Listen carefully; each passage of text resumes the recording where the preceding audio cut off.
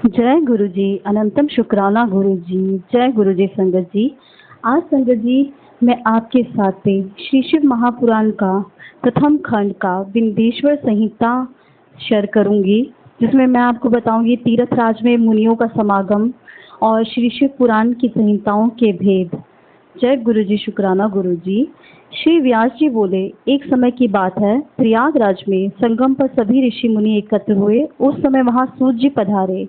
सभी ऋषि मुनियों ने उठकर उनका स्वागत किया और बैठने के लिए आसन प्रदान किया। सबने हाथ जोड़कर उनसे निवेदन किया, संगत जी, हे मुनिवर, कलयुग में सभी मनुष्य पाप तप से पीड़ित होकर के सत्कर्मों से रहित, पर स्त्रीगामी, पर निंदक, आत्मज्ञान रहित, नस्तिक, देह अभिमानी, दूसरों की हत्या करने वाले, माता पिता से द्वेष रखने वाले और स्त्रियों के गुलाम हो जाएंगे।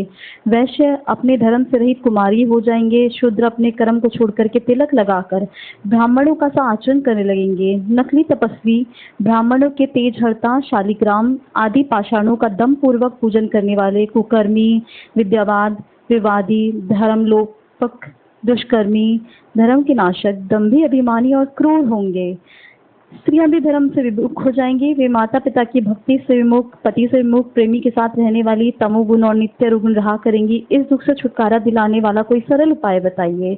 मुनियों की यह बात सुनकर के सूतक भगवान जी शंकर का ध्यान करके बोले, श्री शिव पुराण की संहिताओं के भेद।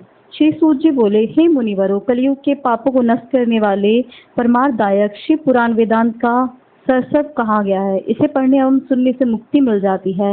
व्यास जी का कहना है कि श्री शिव पुराण का एक या आधा श्लोक पढ़ने वाला भी पापों से मुक्त हो जाएगा। संगत जी, जो व्यक्ति सावधानी पूर्वक पूरा पाठ पढ़ेगा वह जीवन मुक्त हो जाएगा। इसका आचरण करने वाले को एक एक अश्वमेध यज्ञ का फल प्राप्त होता है। भगवान शिव ने इसे स्वयं उपनिषद रूपी समुद्र से मंथन करके निकाला है। इसलिए जो भी व्यक्ति इसका पान करेगा वह अजर अमर हो जाएगा। इसमें धर्म, अर्थ, मोक्ष और पाप चारों पदार्थों का विवेचन किया गया है। उनकी प्राप्ति का उपाय बताया गया है और शिव जी की लीला और सभी ज्ञान विज्ञान का समावेश है।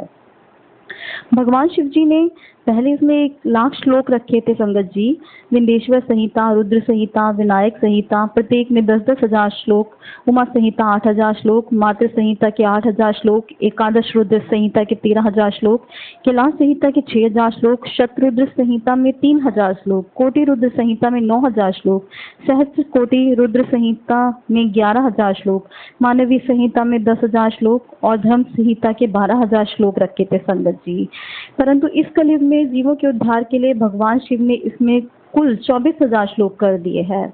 जय गुरु जी संगत जी। अब इसमें विंध्येश्वर संहिता, रुद्र संहिता, शतरुद्र संहिता, कोटि रुद्र संहिता, श्री उमा संहिता, श्री कैलाश संहिता, वायतीय संहिता रखी है। जो इन सब संहिताओं का पाठ करता है वह जीवन से मुक्त हो जाता है। यह समस्त पुराणों में श्रेष्ठ और जीवों के कल्याण कारक है। संगत जी, ब्रह्मा जी का उपदेश। सूत जी बोले, पूर्व काल में जब कल्पों का नाश हो गया और बाद में पुनः इस कल्प का उदय हुआ तो 6 कुलीन मुनियों ने सृष्टि के प्रारंभ होने पर विचार किया कि सबसे परे है या नहीं। इसका निर्णय कराने के लिए यह ब्रह्मा जी के पास गए। ब्रह्मा जी ने बताया, जो सर्वप्रथम उत्पन्न हुआ है उसमें मनमानी की कोई गति नहीं है और जो ब्रह्मा, इंद्र, शिव और महाभूतों और इंद्रियों की उत्पत्ति और समस्त संसारों को पैदा करने वाला है वही सबसे परे है। ऐसे सर्वज्ञ जगदीश्वर महादेव ही हैं जो भक्ति के द्वारा दर्शन देते हैं। रुद्रादिदेव भी उनके दर्शनों की अभिलाषा रखते हैं। उनकी भक्ति करने से ही उनके प्रसाद की प्राप्ति होती है। जैसे बीज और अंकुर से बीज बनता है।